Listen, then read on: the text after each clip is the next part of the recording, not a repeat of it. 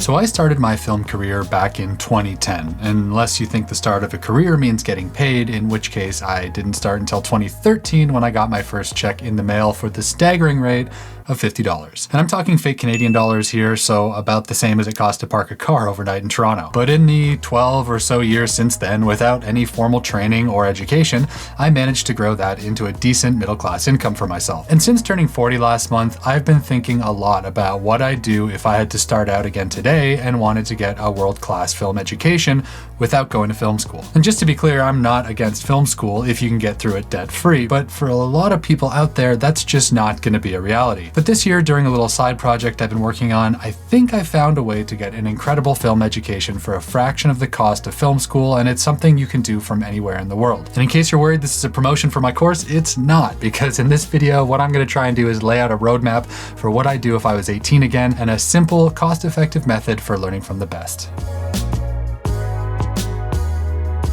Just a couple of quick things I should say before we dive in. First, this system is not watch YouTube videos. Why? YouTube University is incredible, but I'm talking about taking it a step further and actually picking the brains of established filmmakers to get personalized advice and information that isn't on the YouTube homepage. Second, this isn't about bashing film school. You can make amazing connections at film school who you collaborate with for the rest of your career, and for a lot of people, the accountability of a traditional program, plus the hands-on experience with gear is incredibly helpful. There is nothing wrong with film school, and in an alternate life, I think I would have really had a lot of fun at one of those programs. But I went a different path, and by the time I got interested in taking this stuff seriously, film school just wasn't practical financially or time-wise. If you're young and you can find a good program that doesn't cost 50 grand a year, or if someone else is picking up the bill for you, I think you'd have a great experience. But that wasn't my reality, and I don't think it's realistic for a lot of people out there either. And third, thanks to Riverside for sponsoring this video, but more on that later. Okay, so with all that out of the way, what am I talking about and what do I mean by a film education? Well, first off, for the purposes of this video, when I say getting an education, it's not about how to land clients or learning how to use your camera from a technical standpoint, because YouTube University, a strong work ethic, and a ton of practice will get you most of the way there on your own. Instead, I want to focus on the more neglected side of a self-education. Things like how to find mentors, learning how the business side of things actually works, and how other people have built their own professional careers from the bottom up. Because that kind of experience-based knowledge and advice is much, much harder to find online, but it's often where so much of the gold is. So let me give you a personal example. When I was starting out as a photographer, I took a 10-day workshop with my favorite photojournalist at the time. We spent 10 days together shooting in Bangladesh, and it was a transformative experience for me, honestly. But when you compare my photos from before and after those 10 days, it's not like I suddenly got 100 times better at taking pictures. Actually, I was probably about the same, technically speaking, as when we started. But I came away with it with something a lot more valuable, a plan. Because yes, it was great to learn new tips and tricks on how to use my camera in low light or whatever, but the real gold was being able to mine the brain of someone whose career I wanted to model my own on. By hearing how he'd broken in, the mistakes he'd made along the way, and the shortcuts he'd found, I could actually start to see how I could make this work for me, and I was able to set a realistic long-term plan for how to do it. Okay, so maybe right now you're thinking that's all well and good for you, but what does it mean for me and my film education? Because obviously the answer isn't just for everyone to attend expensive workshops. But over the last year or so, I've realized that you can get a similar inside perspective from a bunch of different professionals for much less than what I paid for that workshop.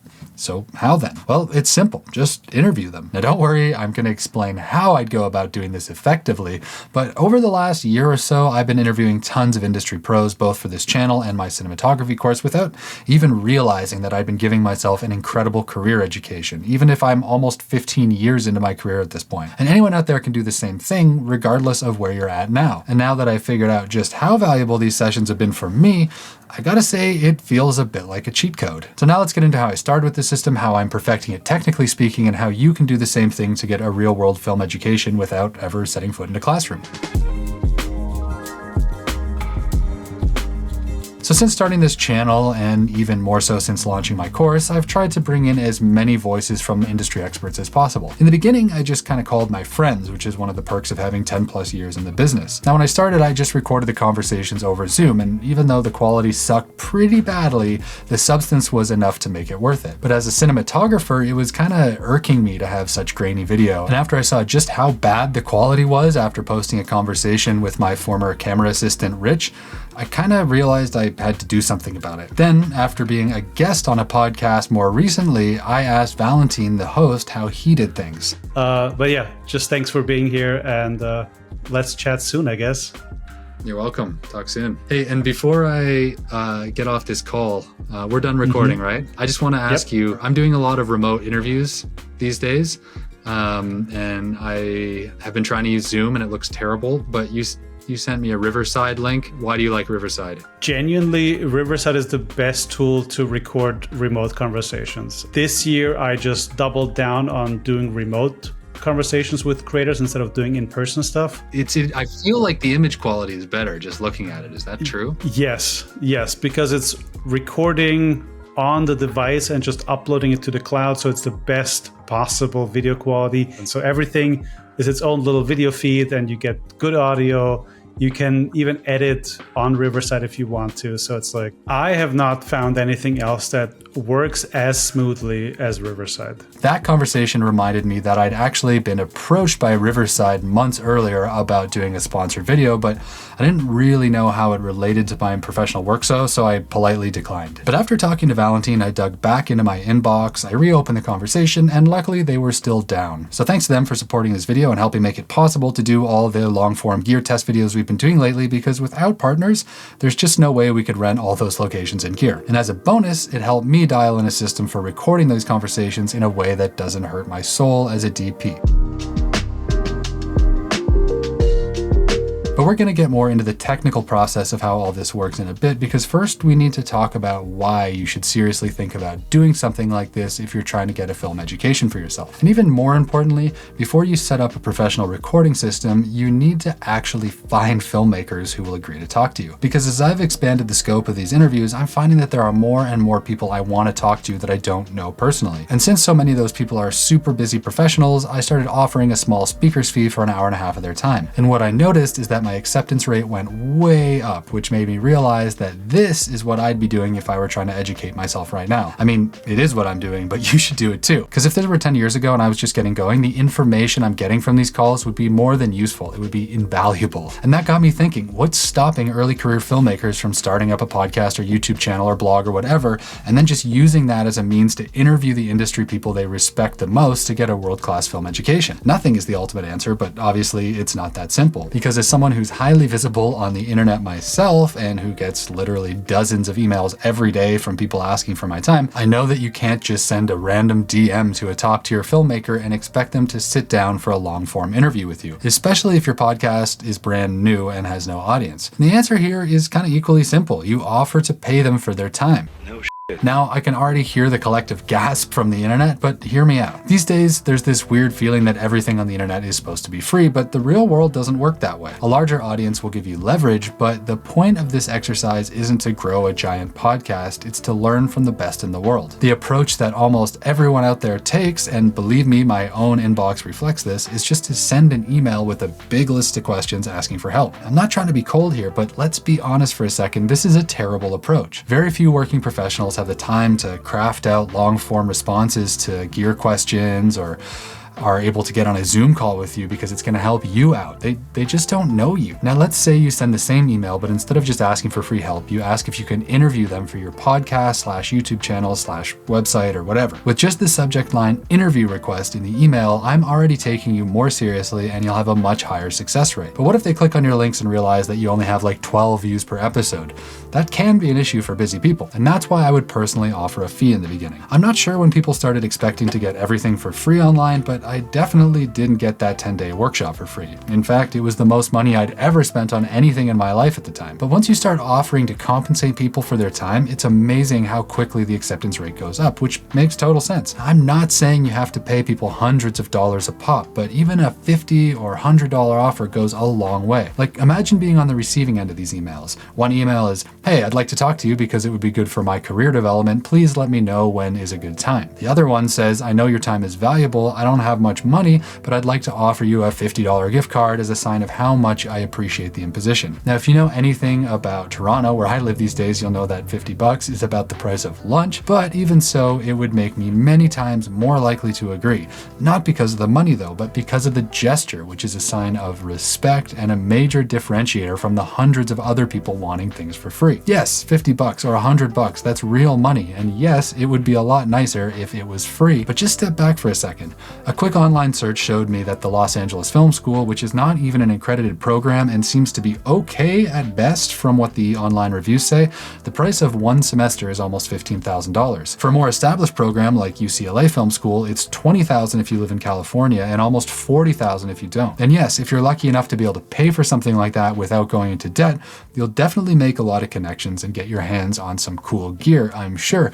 But if you're taking out loans to pay that, it's gonna take you half your life to pay that back. Don't get me wrong, I'd have loved to spend 4 years talking film and meeting people, but not for that kind of debt. No knock on you if you went, but it's just not realistic for most people in the world. On the flip side of that, you could pay a different filmmaker $100 a week for an interview every week of the year and still have tens of thousands of dollars left over to shoot your own films or attend networking events. And in my experience anyways, hearing how the other pros have built their career and what that means for you is something you rarely get from film school, but it matters so much when it comes to surviving in the professional market. And beyond the gesture of offering to pay people for their time, you're much more likely to get someone to agree to an interview than a private coaching session. Like, people who are good at what they do often like to share their knowledge. And so by giving them a platform to spread what they know, it somehow feels different than just asking them to talk only to you. If the questions you ask during that interview happen to be relevant to you and what you're trying to do, wink wink, then so much the better. I should say really quickly, this is absolutely not a scheme for me to get $50 out of you, because I'm going to be on the road constantly until the spring,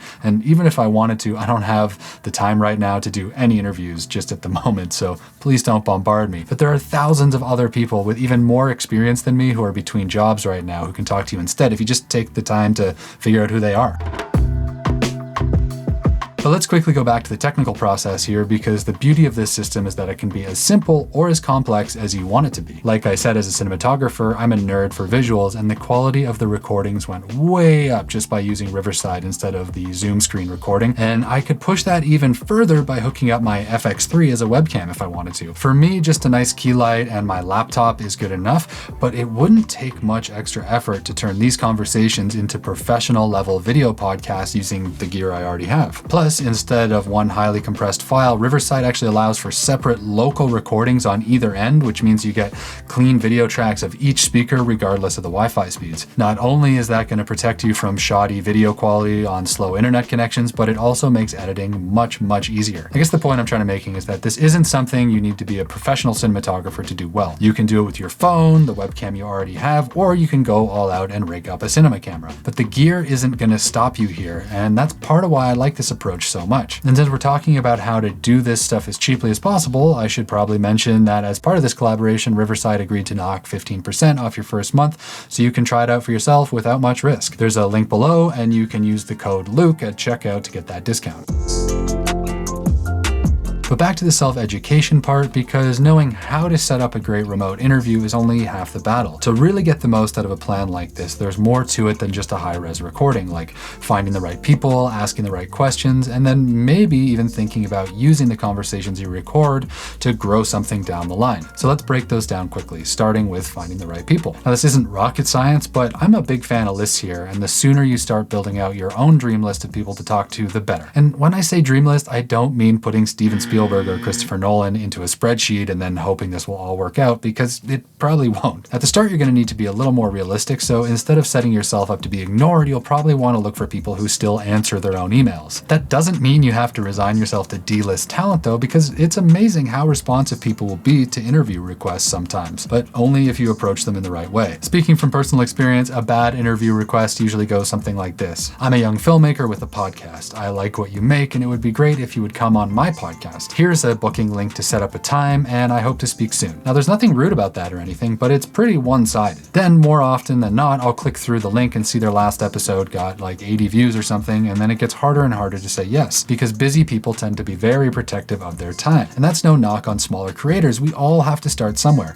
But if you're looking for experienced people to share their knowledge and you aren't offering large exposure or money, it's kind of a tough sell. Now, if we just tweak that a little bit to something like, I'm an early career filmmaker, and in an effort to educate myself and others in my position, I've launched a podcast or website or whatever. At the moment, my audience is still quite small, and I know your time is extremely valuable, so even though my budget is pretty limited, as a small token of my appreciation, I'd like to offer you a small speaker's fee for 60 minutes of your time. Suddenly, it's a lot easier to say yes. At least for me it is. And again, this won't work for filmmakers so famous that they run all their communications through an agent, but with a bit of research, I think you'll find you can get access to extremely talented people this way. And since at the beginning of your career, you don't need to talk to the elite of the elite, you just need to talk to people who are better than you are, that's totally fine. You'll learn a ton and you have no idea where these connections will lead. And just let me give you a quick personal example of this exact plan working for someone, because I'm sure there are more than a few people out there thinking there's no way this could work. Well, around 2 years ago, I got an email from a filmmaker and National Geographic explorer named Austin Meyer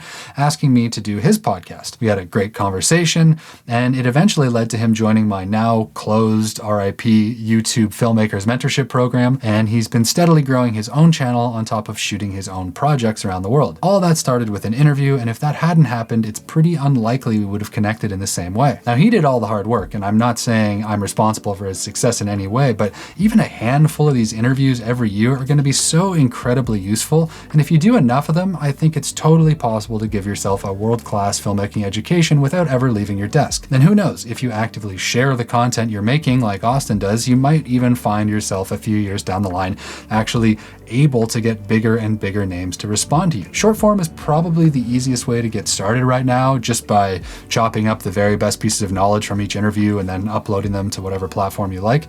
And it really doesn't have to take much time at all, because one of the great features of using something like Riverside for this instead of just recording your screen is that it will AI generate a full transcription of the entire conversation, which you can actually edit from. Like, you just highlight the text and it will pull that section of the video without you having to scrub through an hour of talking. I can't stress how useful that is, because it means you could clip 5 to 10 of the best moments of each conversation way faster than you could if you had to review the raw video from start to finish. Plus, it makes it much easier for you to scroll back through the conversations you've had and find the parts that resonate with you the most. I personally don't rewatch many of the interviews I do, but I do go back to the transcriptions pretty often to find stuff quickly. And text-based editing speeds that up so much. So the fact that this is just kind of built into the back end is a great bonus. I seriously wish I'd thought of this about 12 years ago, because when I was early on in my career, it sometimes felt impossible to find people to talk to. Just like everyone else, I was always sending out random DMs to people I thought were cool and never really hearing back. Or I'd shoot off like 20 emails in a day telling them how excited I was about filmmaking and how much of a help it would be for me if they could give me some tips.